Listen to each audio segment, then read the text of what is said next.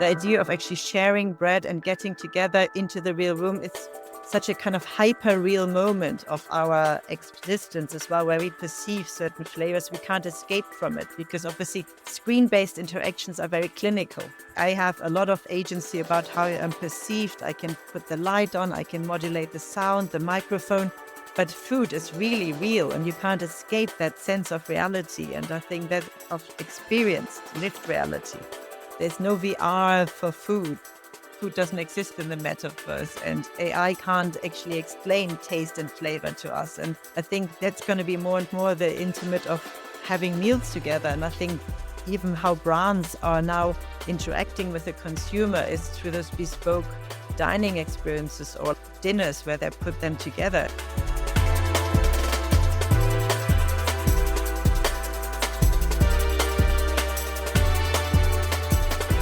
Welcome to the Daring Creativity Podcast, a show about daring to forever explore creativity that isn't about chasing shiny perfection.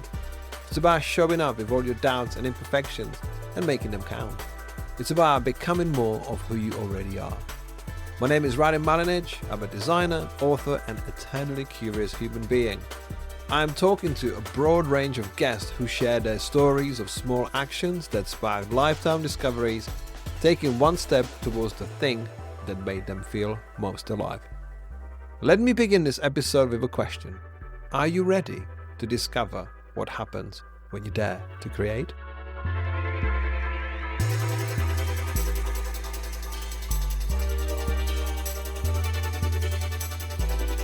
Today I'm speaking with Caroline Hopkinson, food artist, food anthropologist, and a person who will permanently change how you think about every meal you've ever eaten.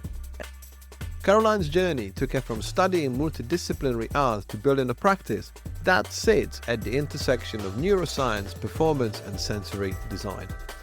Over 20 years, she has moved between advertising, immersive dining, and radical wellness, always using food as the entry point to shift how people perceive themselves and the world around them.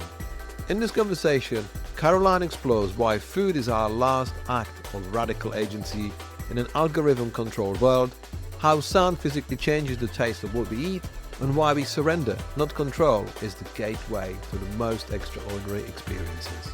It's my pleasure to share with you my conversation with Caroline Hopkinson.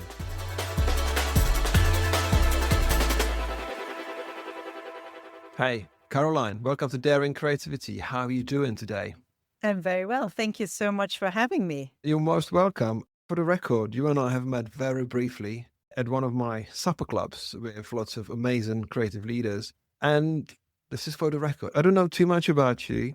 I've got no questions prepared, but I'm curious. And the reason why you're here is because you do food art and anthropology. You do work with sensory objects so close to our hearts and minds and not taste buds.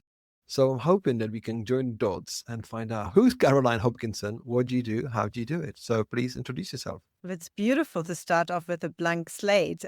I am a food artist and food anthropologist. I love the way that food, obviously, as you mentioned, we met during one of your supper clubs where you believe breaking bread is a really great way to bond with people, to get right through there. But obviously, eating is our most intimate ritual. It's the most intimate way we interact with our environment, with other people.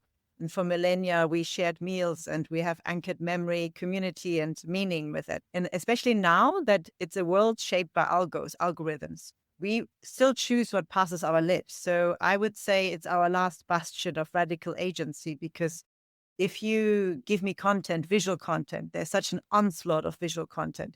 But I can close my eyes, I can avert, I can click and block other things. But food is one thing that I have absolute agency about. The idea of we get really frustrated and angered when you say, this is how you prepare a food from your hometown, and people get really revved up. It's like, no, this is not the right way. And I quite like that. I like the passion there. But actually what passes our lips is incredibly intimate. It's more intimate than sex, because unless we become pregnant, food stays with us on a metaphysical level. You can see that I had a coffee 8 months ago on the strand of my hair. And I think it's interesting that when it comes to time and intentionality in our world now, it's full of intention. When it comes to spirituality, retreats, the way that we put food into our body, it's the ultimate marker of intentionality. So I think that's really powerful in that way.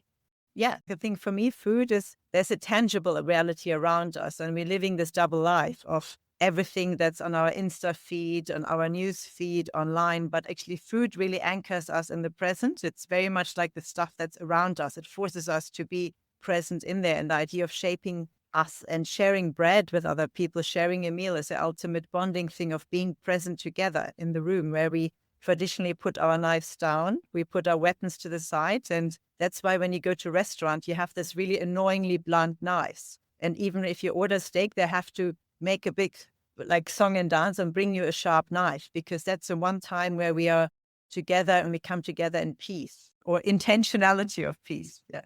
Caroline, I can literally, for my lack of questions, I can literally just take everything you've said and make a whole hour of our conversation about this. Because the way you bring together food as a ritual, as a performance and social commentary, I think you find yourself in this unique spot where you see it from such a different perspective. Because what I love what you said there's intentionality of what we put into our bodies. My first intrigue was like, do we really intentionally put things into our bodies, or is it just convenience? Is it just a pattern? Because you talked about the food being cooked by the people from your, let's say, from the hometown, and they are very proud about how they make it, and any other version of it is not quite right. So how do we trace it back to you being born in Cologne and now finding yourself in England, working across all of this? I was drawn to London to study at Central St. Martin's because I really liked the idea of multidisciplinary art. So I went to St. Martin's, really loved everything to do with choreography and spectacle and creating performance-based art. I like the ephemeral of food, that you create this meal and then it's just gone. And the idea that it doesn't stay. And then working a lot with rituals, I realized I use the word ritual and it's overused. What are habits? What are rituals? And what I'm really into with working as well with neuroscience, but the idea, where does anthropology come in, and food anthropology, because it shapes who we are and the habits, how we eat, because the meals we prepare are the punctuation of our lives. They're the question marks, they're the commas, they're the exclamation marks.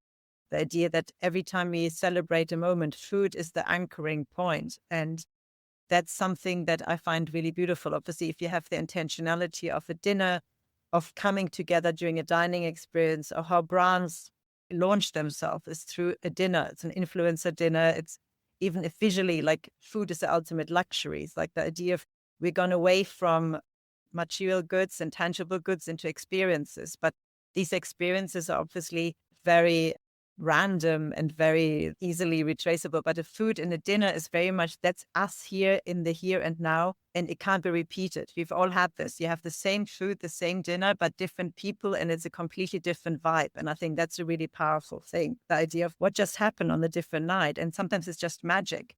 But there are all these components which I really like. And I think that's what ultimately makes us human. And it's away from algorithms and AI, because it's the idea of, it's our perception that changes us. Like the only reason I know that I'm there is the way I perceive my surroundings in there. We take the world in from our surroundings, and our brains are categorizing and building a picture. But the inner picture is highly super variable. There's a variable. It's like your reality is different to mine. But when we have food, it brings us on the same level, and it's really democratic because we both eat the same things. So we can almost relate towards different things, like the idea of our culture. And perception is the only way we can drive the story. It's almost like I experience, therefore I am. And I think that's a really important part of experiences, because that's ultimately where the world is going. And it's like we curate and we need experiences in order to justify our whole experience and to get away from this onslaught of different algorithm pushed content, which is mostly visual. I'm really curious because I was going to keep us on the straight with me trying to ask more about food anthropology, because I'm sure there's lots of people looking around the room like, what do you mean with food anthropology? But I'm going to take a hard left and ask you actually more about the perception, because you said that at some point when we eat food, it's the leveler. We got a similar perception of what we eat in. But how do our taste buds differ? Because even, for example, with color, like visual perception, we see color differently. There is a preset sort of average of what you might see. For example, I've realized my left eye is more saturated than my right eye. So I don't even see color through both eyes in the same way. So when it comes to eating food from the point of neuroscience or from the point of biological truths, how do we perceive taste, and does it differ from one another? Because not everyone is the same. We have got a similar vehicle, our vessels, our bodies, but with the perception, when we talk about a fact, when you mentioned the food is ultimate luxury, it's even the term of actually ultimate, not that food is ultimate luxury. Not many people would perceive it that way because they wouldn't think it that way. So, can you talk about perception a little bit? I think it's beautiful because obviously our sight is very arbitrary, and obviously it's like our sight vision changes, and food as well is bases our own biography, but he can almost time travel through every bite we take because obviously it transports us to all the other moments we had experienced the same taste, the morsels. Proust's idea of dunking a Madeleine into hot tea and suddenly it transports him into a different time when he was young. It's really beautiful, but there is a lot of unilateral truth to it. It depends of because obviously our mouth has a similar size. So I can almost working with unusual ingredients, which it's a really beautiful project I started with two amazing sound artists where we had an estimated consumption time because obviously the mouth is shaped very similar to everyone and the amount it takes to actually eat something. So if I create a soundtrack that is the estimated consumption time of a bite, for instance, if it's 3 minutes, I can create a beautiful soundtrack to make it last that long. And the responses of those are very unilateral. It's like the idea of having a high frequency brings out sweetness, having a low frequency brings out bitterness in food. And there's a certain universal truth to it because evolutionary how we respond to food or bitterness. Most people relate to bitterness to danger because bitter in nature is obviously a signifier for something that's bad for you. But when we have kids, obviously, we always think, oh, they have to learn to have a really beautiful palate. But actually, kids have more taste buds than adults. And that's why they wouldn't like certain things. So it's not so much of the child being a fussy eater. They just have more taste buds to detect it. So obviously, it's a bit un-PC. But if you want the best whiskey taster would probably be a 10-year-old child because they can actually detect all the nuances in it rather than the typical person where whiskey is marketed is would be like that 60-year-old guy. But actually, by then your taste buds are quite diminished. So it's really interesting how that changes. But obviously, that's having all of that knowledge is almost like I use it as a palette, like an artist with a palette, and using that and modulating and actually choreographing those moments. Obviously, I'm not saying that we should eat like this all the time, but they create beautiful moments where we have and share moments where we heighten our sense of perception and awareness of how we perceive it. And it's beautiful, but obviously it's not newfangled science. Obviously, the big world religions have used that for a long time. So when I say I create radical immersive dining experiences, obviously the Catholic Church recreates that every Sunday when physically you eat the body of Christ. And it's like we are queuing up towards having this communion thing, but every time you go and have a coffee from a barista, this is such an important touch point where people are waiting in line to have their coffee. And the ultimate flex in every urban environment is that people know my coffee order and they call my name and it's Caroline. And that's for me. And then I'm waiting in line to almost receive the communion of my coffee in that way. So it's very much about how we interact within ourselves and that human connection. And most people say that actually the moment they have that coffee is the only human interaction for the entire day because a lot of our meetings happen online. So I think that's a really important thing because you think how in a world where we could all have our coffee at home, people still venture out to that one specific coffee place and it's very hyped and they make coffee just so this becomes like a modern communion in that way.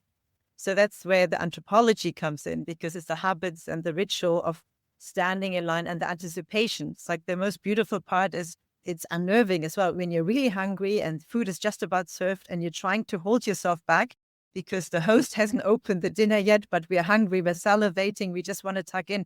And it's a really beautiful, the anticipation moment just before dinner is just gorgeous. When you say it's really beautiful, I think there's lots of hungry people go, no, no, no, no, no. It's a sugar drop. I need my food. I need my food. But what's really interesting what you said about bitterness, because from what I know, that the bitterness is also like the sign of making something feel so odd and so different that we believe it's actually, let's say it's a medicine. The reason why medicine is bitter because we need to believe that it's doing something. That's potentially also why Red Bull is so popular, also effective, because it doesn't taste like a natural drink.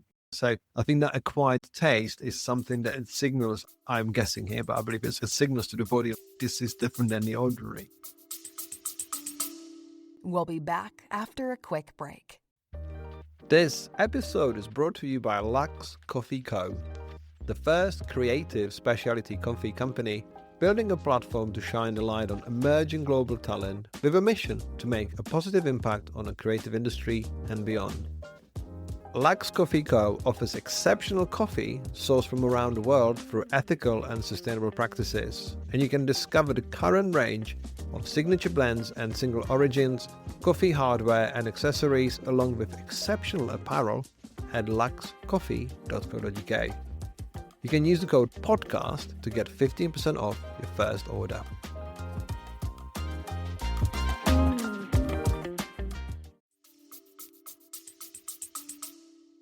But I think that's a really exciting thing. The idea of bitterness when it comes to our taste perception and realizing how you mentioned acquired taste, but it's a lived memory where we learned how to override the idea that bitter equals danger, and that becomes a different archetype. So it's almost, you can tell that someone who likes bitter flavors is more of a thrill seeker, someone who's more of a risk taker. So you can almost profile someone who likes bitterness. It's the person who's more of a roller coaster person, someone who likes fast cars, someone who learns that at that moment of risk taking, there is more to learn, like having black coffee and something, rather than the Netflix and chill person who likes soft flavors, vanilla, roses, and pinks. So there's the idea of the people pleaser. So actually our taste palettes is a very interesting insight into certain archetypes or Jungian archetypes that exist, but you can almost get straight to it. So I can tell you about the personality of someone who actually prefers bitter flavors or has learned to override this initial, very natural evolutionary stopping point. I'm loving this. Before we get to talk more about all the senses of food and experiences, I want to know a little bit more about you, because you're clearly into people, you're clearly into performance and food and everything around it. And no one so eloquently ever described that impatient queue at Starbucks or any other coffee chain. To us, it resembles a Holy Communion, because I don't know who was the marketing genius who decided with Starbucks, we're going to put names on our coffees. And apparently that's have earned a lot of trust, and apparently that's elevated the experience. I personally dislike it. I always use a fake name. I use it as a joke, because who are you? What do you want from me? I just want a coffee in peace. And so it's interesting how it all works for different people. But how did you get interested and curious about food and curious about humans, ancestry of food, and all of that journey? Because we put in together, in my opinion, sort of inspirations and influences from different places. So how did you become you, and where did it come from? I think I'm fascinated by people and different patterns, and the idea that food, show me what you eat and your likes and your taste, and you tell me who you are. And I think that's a really beautiful portal into the inside, into that. Having worked in advertising as a creative director, I always thought it's really interesting how marketing towards people and is such a guessing game, but actually deep diving into psychology and archetypes, there's so many fabulous patterns where you can actually have such a beautiful insight. And I think insights and semiotics are really fascinating. And food is a really great thing because it's something we do every day. It's very personal, very intimate, but it shows so much about our personality and our lived experience, our biography and that. And I think maybe I just like deep diving into it and then using neuroscience is obviously as an information tool for that, and as well decoding certain ways and patterns and behavior patterns. I find human behavior endlessly fascinating, and how obviously that is used by big brands. When you mention coffee chains as well, so whether we like it or not, makes a lot of people a lot of money. And I think the idea of how we change in a different environment, because obviously depending how old you are as well, it's like we know that life before social media or before screen-based things, the idea of anchoring ourselves in the here and now perception is more than ever really important. The idea of what is our experience and experiencing, and how do we coincide? There are different realms. There's the online realm and there's a the real life realm all around us. And I think food really anchors us. It's like the idea of getting 20 people together in a room. It's always, we perceive it as really magical. You and I were born in the same decade. Actually, not too far from each other. I'm thinking when you're describing this sort of pre-screen time and now with the screen time and now at the age of digital natives, when you and I were growing up, I would like to assume that the food on our table was very similar. There was not too much of a performance. There was not too much of a theatre about food.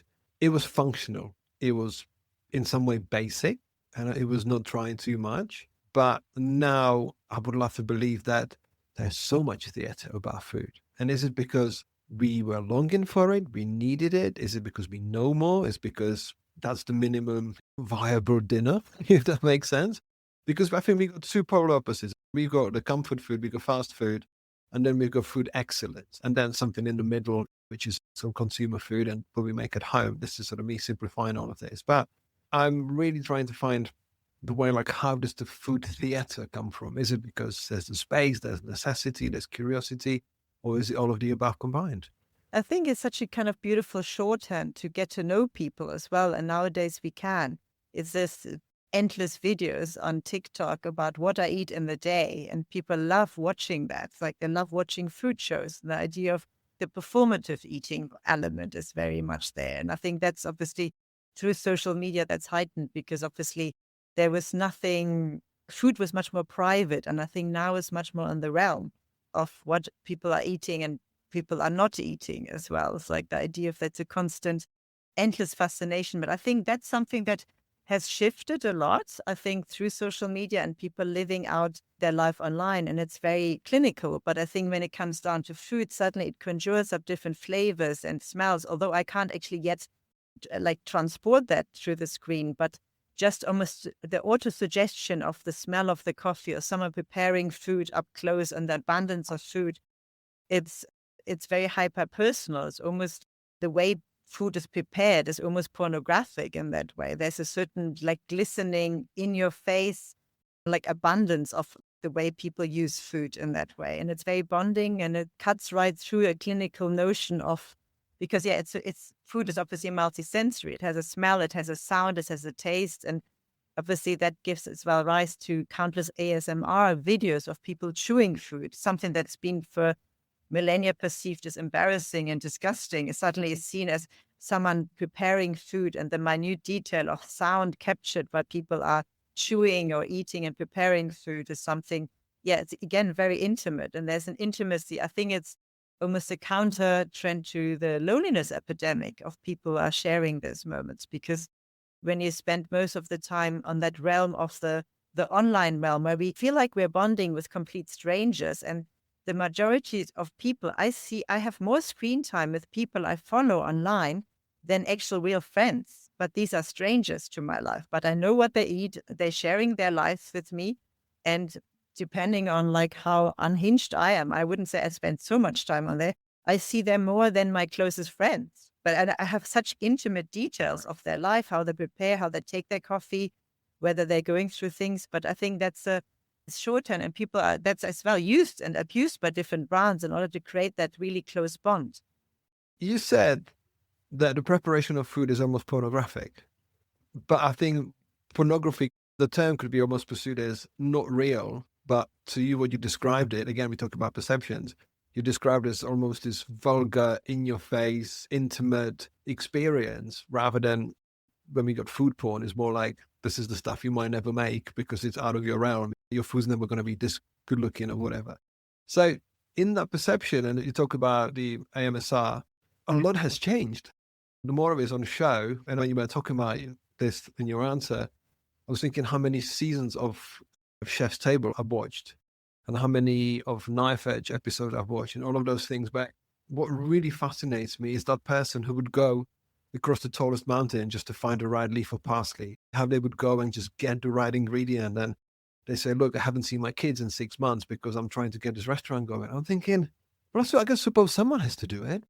There might be real people screaming at the screen going, why would you do that? And then there'll be other people like, oh, well done. I understand you, because we got two different perceptions again. How are these people so into their craft. I want to say obsessed, but obsession is one part of food. How would you give it so much? Because ultimately it's in the service of others, because they could have easily done something for themselves differently. I find that passion, but I would say it's greed that makes us go. And if you think about Spanish people, the Spanish Armada going over and trying to go towards Americas, which not 100% knowing that the earth might fall off.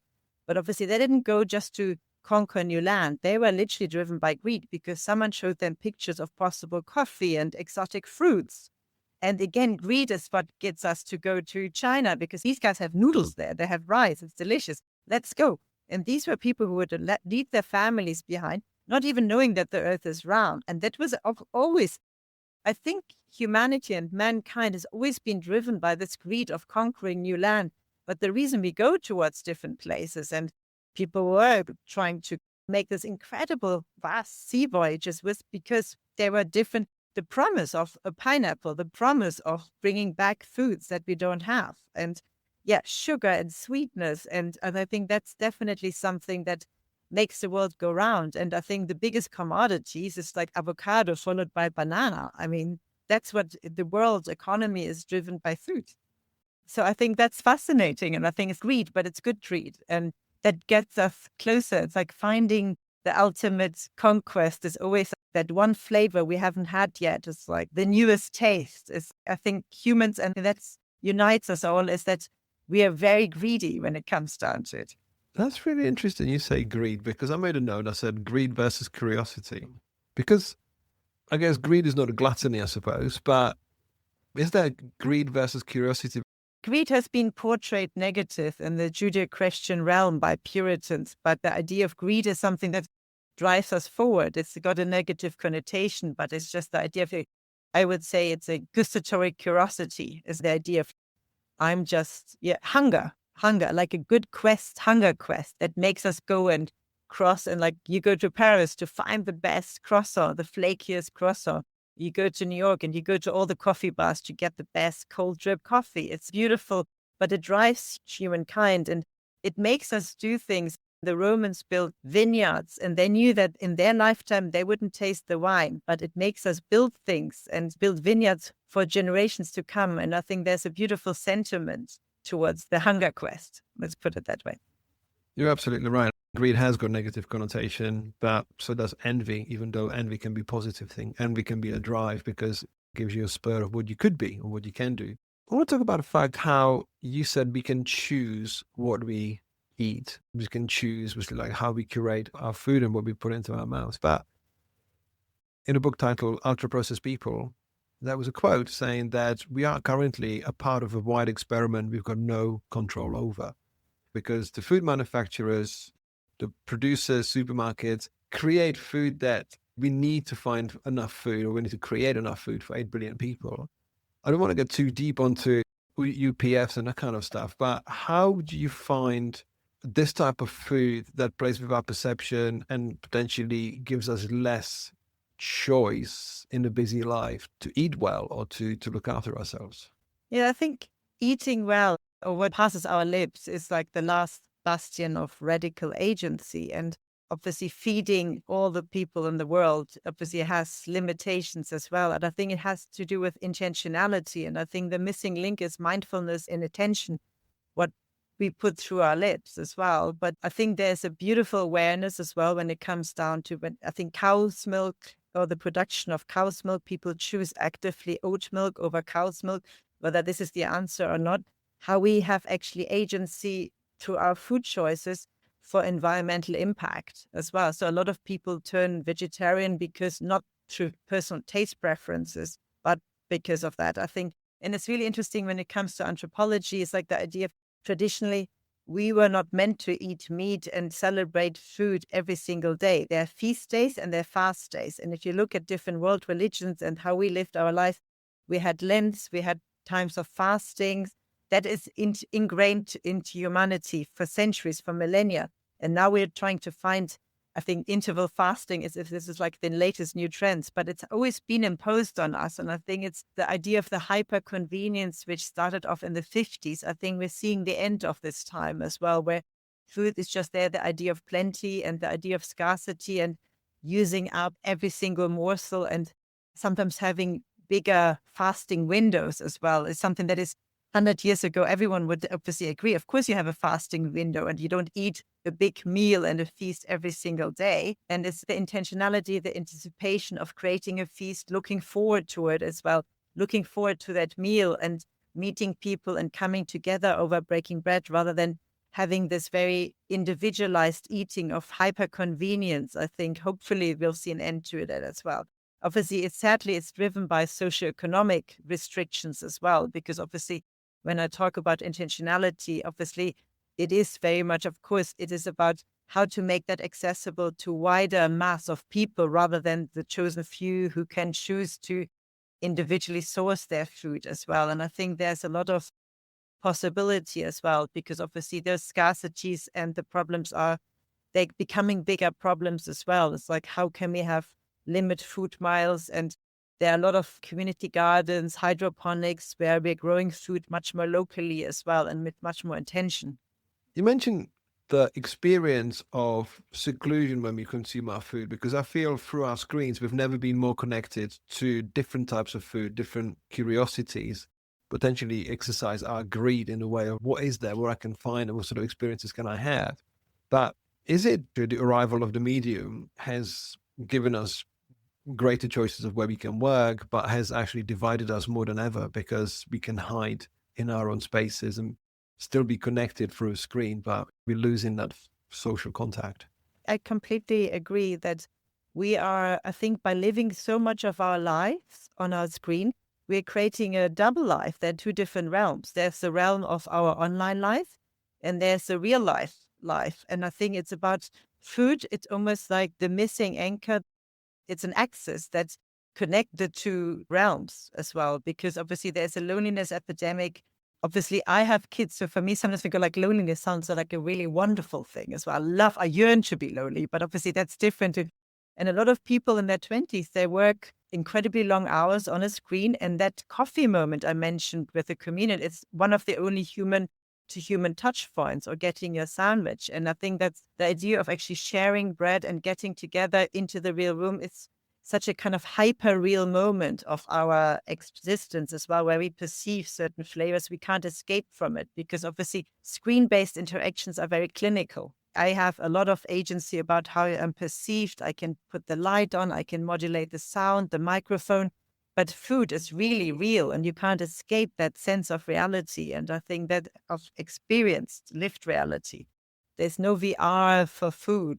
Food doesn't exist in the metaverse, and AI can't actually explain taste and flavor to us. And I think that's going to be more and more the intimate of having meals together. And I think even how brands are now interacting with the consumer is through those bespoke dining experiences or dinners where they put them together. And I think that's exactly why they're using it as well.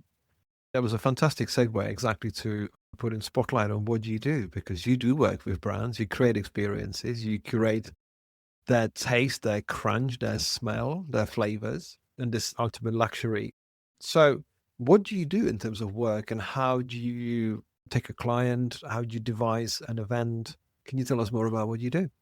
I like to curate different dining experiences. It's not just dining experience. I think they're more immersive experiences and teaching people how to be more present and creating those boundaries as well of how we perceive what comes physically towards us and not. And I think the idea of taking food in is a really good learning experience to talk about these things. But it comes from creating high-end dinners where everything is a beautiful choreography.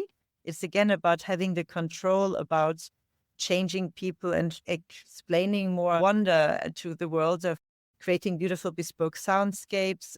I am working with Sony Paris, where we're creating a dinner in September, but next Tuesday, we're going to create a sewing ritual where we're sewing all the seeds of the dinner we're eating into rooftop garden on a rooftop in Paris. So it's very much about the intentionality. We're taking biosonification of the individual seeds. That means that there are certain electric signals every seed has, especially a seed just before it's bursting, has a lot of really powerful energy. I was working with a sound artist who created the sound of those seeds, and then we're placing them during this sonic ritual where I have a fantastic actress. So she's the personification of Gaia, of nature, where she's reciting poetry, planting the seeds, and then we're going to have little cameras showing the sprouting of the seeds, and then we're going to eat the very fruit on a rooftop in Paris in September. So it's very much about the intentionality of intent and awareness of seeing how that actually impacts the taste as well. It's worth saying this. It reminded me of David Byrne's book, which is titled How Music Works. And he said that the music is one of the mediums that just happens at that time. Of course, that you can have a recorded music, but when the music is being played, it's just a performance of that moment there and then.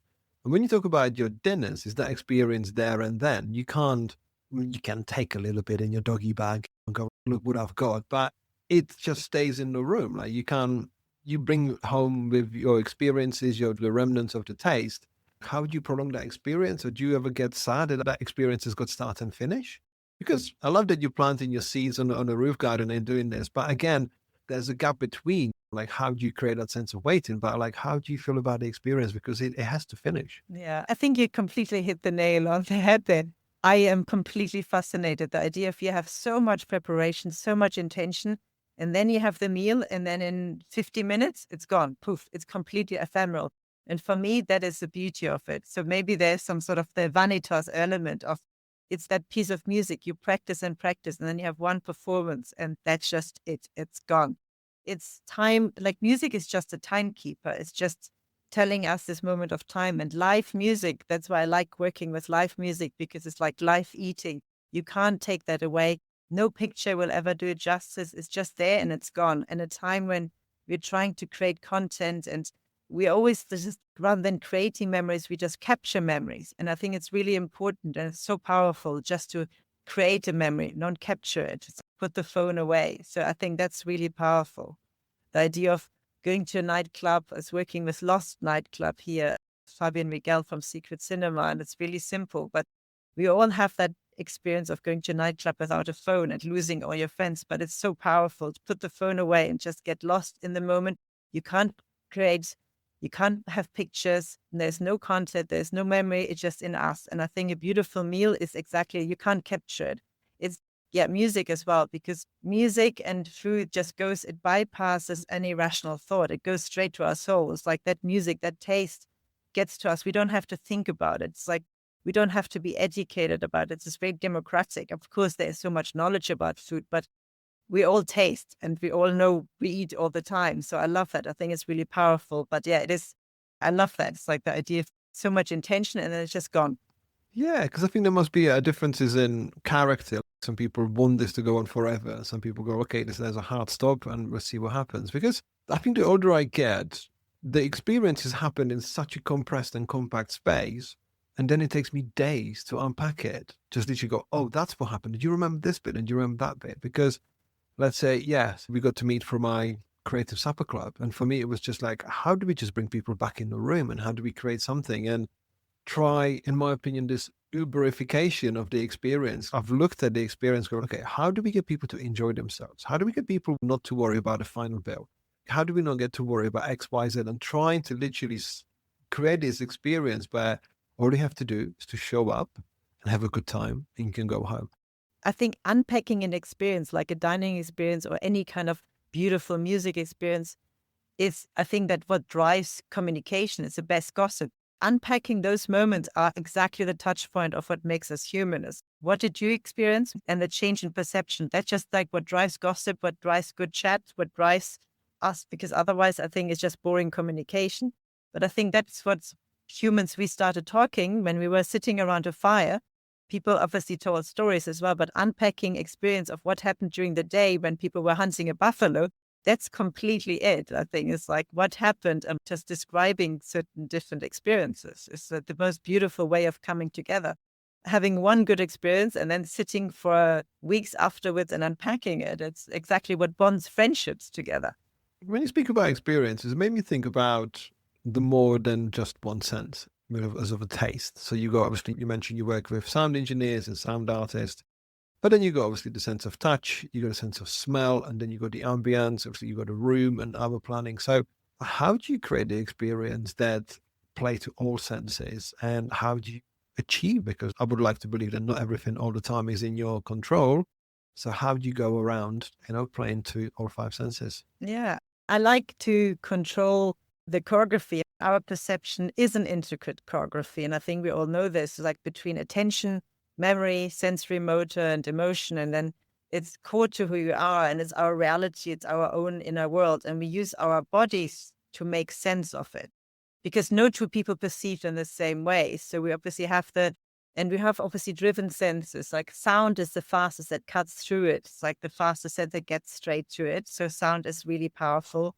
And then we have obviously sight. Sight is obviously very overwritten because there's such an onslaught of visuals as well. And then smell and food, obviously, often people talk about flavor, but obviously that's an interesting interlink between taste and smell. It's like the idea of when we have cinnamon, and next time you have cinnamon and you close your nose, you can't taste cinnamon. Cinnamon is a flavor. It's obviously very closely linked, and the close interlink between the senses. So it's called cross modalities. Like the idea of one doesn't informs the other, and other thing. But all these senses are how we calibrate our existence, how I perceive the world. So obviously, food is beautiful because it's an intricate choreography of all those touch points. The tactics of eating something with your hands, or just even weighing putting it straight into a mouth, or using different things. And I think that's really beautiful to choreograph that. Obviously, it's a choreography that is used every single day. We go through this choreography, but obviously sometimes we have those feasts which we prepare more, but it's still very different. It's funny how universal it is. Most people eat with a fork. It's such a weird random food implement, but it's why are we eating with a fork? And forks all look the same, and try to eat with a fork that's bamboo shaped or like wooden. It feels really disgusting. It's like there's a certain mouthfeel to it, and it never worked. So it's amazing how conservative we are when it comes to food, because it is such an intricate subliminal choreography that we're used to. There's a certain moment of that as well. It's like there's a food, like there's a certain, most dining tables are exactly 90 centimeters. If there's 95, it feels weird. So it's amazing how universal all of that is calibrated all over the world. How do you curate a journey for your guests, for your diners, and how do you create the highs and lows and the experiences? I think creating immersive experience is a lot about the onboarding as well. It's like obviously that the moment the experience starts as well, when you work with brands, it's very important to say the moment you accept the invitation, the moment you send the email invitation, that's when it starts as well. So it's very much about understanding and letting people surrender towards the experience, but never breaking that moment of trust.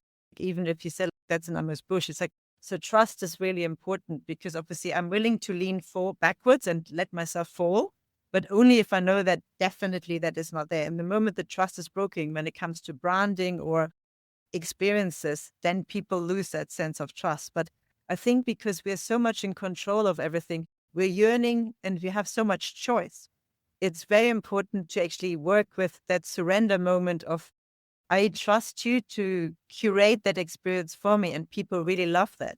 When it comes to working with a lot of retreats as well recently on radical wellness, people are willing to surrender a lot. And you feel, really, do you going to let me be in the sauna? I can ask people to be for half an hour in the sauna, but as long as the trust is not broken, as long as they know that I have a perfectly choreographed soundscape to keep them in the sauna, to do this, to give them something cooling in the end, that needs to be really tight. And that trust needs to be onboarded, needs to be established, but never broken. And then you can get people out of their usual state. But I think that is definitely something that surrendering towards other people's creating that experience is definitely a big thing. And creating that experience is where I don't have to be in control all the time, because otherwise we don't get lost in our own city, because we have obviously Google Maps. I can review every restaurant, but like the idea of just create something in there. And I think one of the nicest dining experiences people say, is there something special? 15 years ago, I created a dining experience in a Masonic temple, but we picked people up from their home. So they never knew where it was. But it's not something super secretive, but it's more like we sent taxis to them, and the journey started in the taxi, but they remained blindfolded during the time. 15 years later, they still go, oh my God, you did this dinner. I still remember it. I never knew it. With that sense of disorientation and surrendering and not knowing who else was there. So the idea of anonymity as well throughout that, it's really powerful as well. I think it's because such an onslaught of information of our location, share exactly what's happening, to give away so much of that tracking of everything and just to give in to something is beautiful. But I think food is, if you've ever had that experience, someone placing food directly into your mouth, that is something that is so incredibly awkward and intimate, but it is a really fun moment as well. I love that you leading me with these really important words to my next question, because you talked about trust. And there's, again, we talk about personal perception, or like we got personal perception of trust, because societal perception of trust. And so we have the same, I believe, same opinions about food. Not everyone loves the same. Not everyone trusts the same. So when you're creating these experiences, you need to almost trust yourself and trust the onboarding process, that the people who will show up will actually be open to surrender. Because I would like to believe, or at least that was my perception when I was young, that everyone ate everything. It was not complicated diet, but it felt like there was some people who didn't like, let's say, dill or something. There was that sort of school meal that everyone was like, no, we're not eating this. But everyone ate everything. And it felt like it was more level. And now we've got our preferences. We've got, obviously, we found out more about intolerances. We found out more about what they dislike, what they could eat, what they shouldn't eat, what they mustn't eat. It creates a very complex situation. And then, in my opinion, when you try to create the experience for a group of people, how do you prepare yourself for individualities and individual sort of perceptions?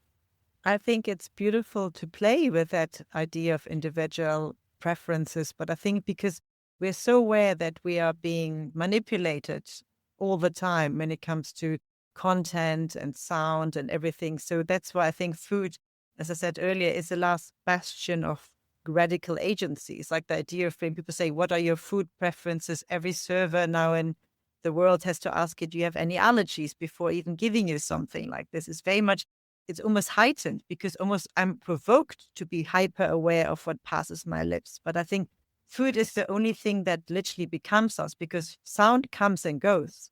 But the phone and like sound never enters your bloodstream. Food enters my bloodstream. It becomes energy. It becomes part of me, but food forces us to be present as well. So I think the idea of personal preferences, because it's the only way that we can actually have that radical agency. I can say no to what passes my lips, but I can't. Obviously, we have headphones. I can have noise canceling headphones, but not 100%. The cacophony and the sound of the world is constantly around us. And we're being bombarded by content, and we're paying dearly for that content, like from Netflix, all the streaming devices. Dating is like about swiping left and center. It's all visual as well. So I think it's really interesting. But food is the last bastion of where we can define of who we are, and I can say no. It's a no towards not engaging with that. And I think obviously on the darker side, that leads as well to the rise of eating disorders, because of course people always had eating disorder, but the incredible rise of that is because people are saying no and being in control over that and exerting their control over their environment. It makes me think of preconceptions of what we think we eat, people don't mean what we like, what we dislike. And sometimes it just hasn't happened in the right way. We haven't been served a particular thing in a particular way that we might like it. And I'll give you a personal story, which I put in my second book, which was called The Coriander Story. And for some reason, I felt coriander is not something I like. And I remember having my first poke bowl, and it was the salmon, Hawaiian salmon bowl, quinoa, and all of that stuff. And they basically, poke bowl is like a posh Subway. It's like, and you kind of create your own bowl and ask, do you want this? Do you want that? And it says, oh, coriander. And somehow I said yes to coriander. So the coriander made into my food bowl. And I'm not in, because I've been in England at that time for about 20 years. So I'm like, of course, yeah, I'm dying on the inside. I have to eat coriander for the next 15, 20 minutes. But the recipe was fantastic. The recipe, it just worked. The flavor was part of a symphony of this dance, which worked together. And I was like, okay, it hasn't converted me, but it hasn't necessarily made me dislike it anymore. It was like, okay, this belongs here. Someone actually put it in the right place. It's got its space. And I try to then do that sort of same thing with my clients, not with coriander, but the idea of something that they dislike, because it's almost like their say. They feel like they have got to disagree with something. So I would then challenge them. And when they say, I don't really like yellow, I don't really like this, I don't particularly think this is for us. I'm like, actually, in the right way, everything could be right. So I just finding the ways of like, how do you create this concoction of ingredients that actually come together? But I think it's such a beautiful allegory as well. It's like breaking preconceptions is a big thing for me. And I think it's exactly that. It's your coriander stories about breaking preconceptions. We think we know something, but I think when it comes to perceptions and the sensory triggers and I'm working with, it's like the idea of I never experienced, I never perceived it as such, because it's all about just perception. It's like the idea of blue can look red if you perceive it in the same way, and playing with that is just a momentary standpoint of what you have. Obviously, yeah, coriander often tastes to a lot of people like socks or like old socks.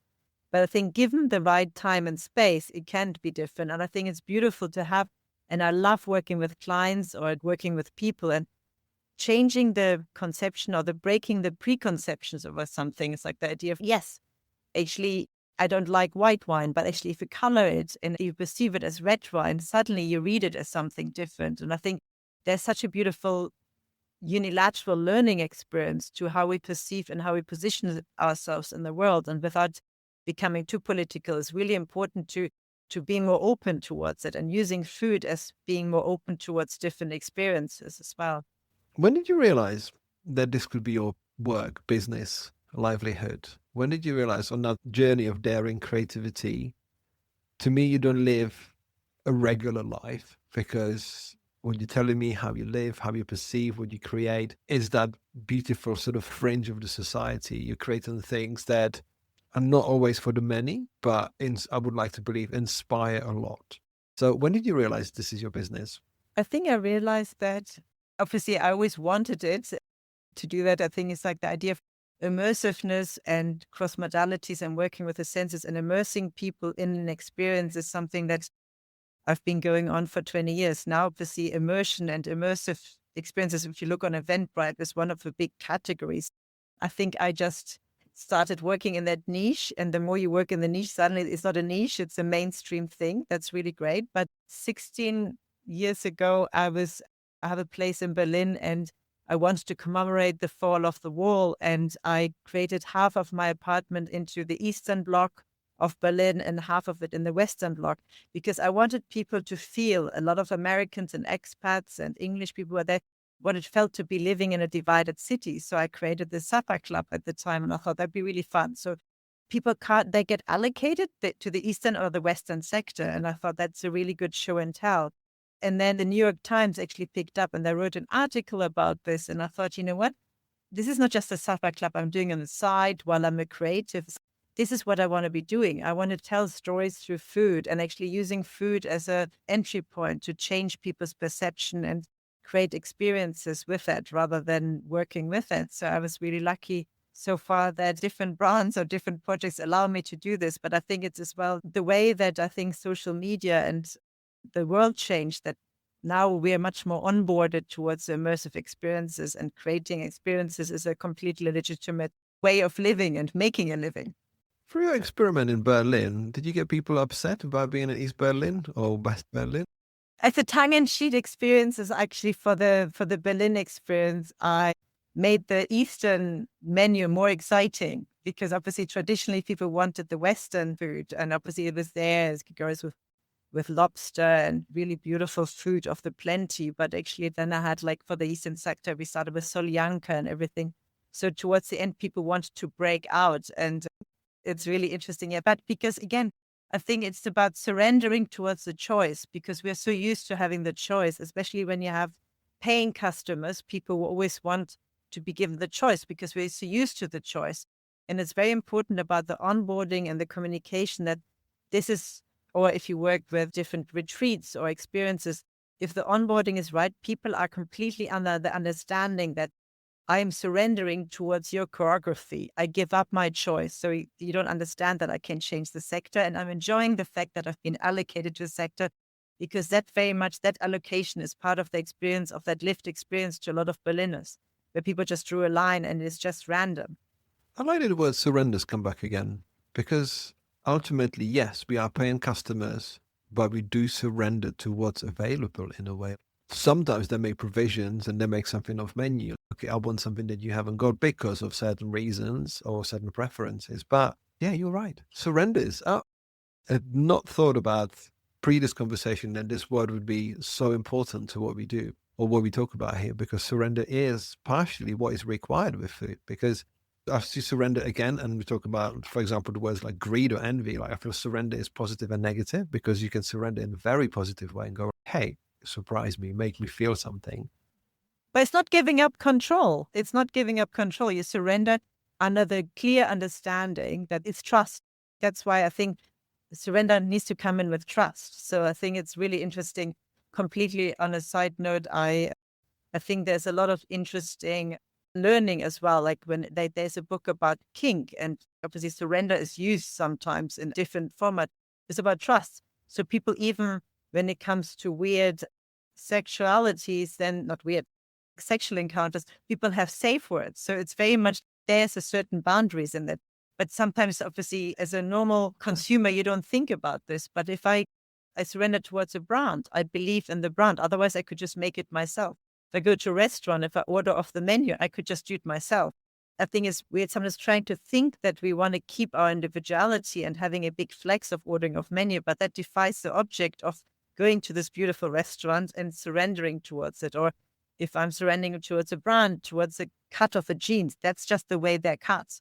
If I'm asking them to change it, it completely becomes nonsensical towards that trust bond you create with the brand as well.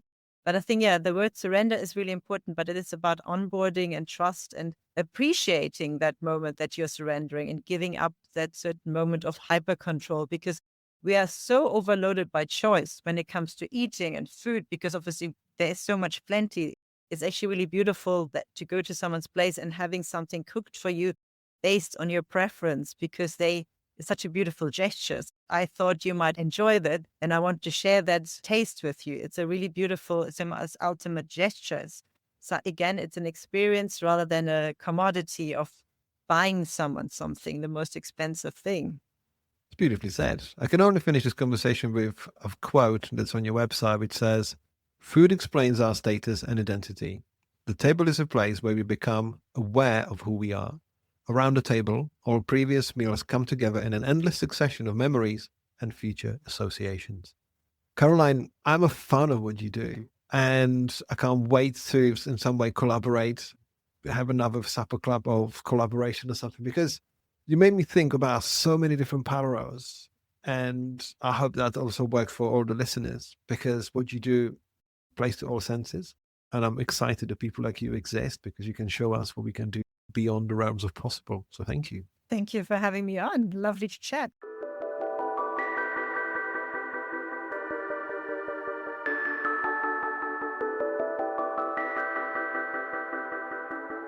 Thank you for listening to this episode of Daring Creativity Podcast.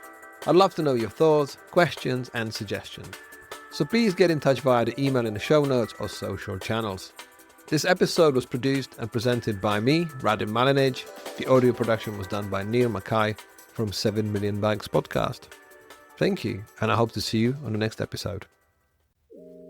If you enjoyed this episode and would like more accessible resources to help you discover your daring creativity, you can pick up one of my books on themes of mindful creativity, creative business, branding, and graphic design. Every physical book purchase comes with a free digital bundle, including an ebook and audiobook, to make the content accessible wherever you are and whatever you do. To get 10% of your order, visit novemberuniverse.co.uk and use the code podcast. Have a look around and start living daringly.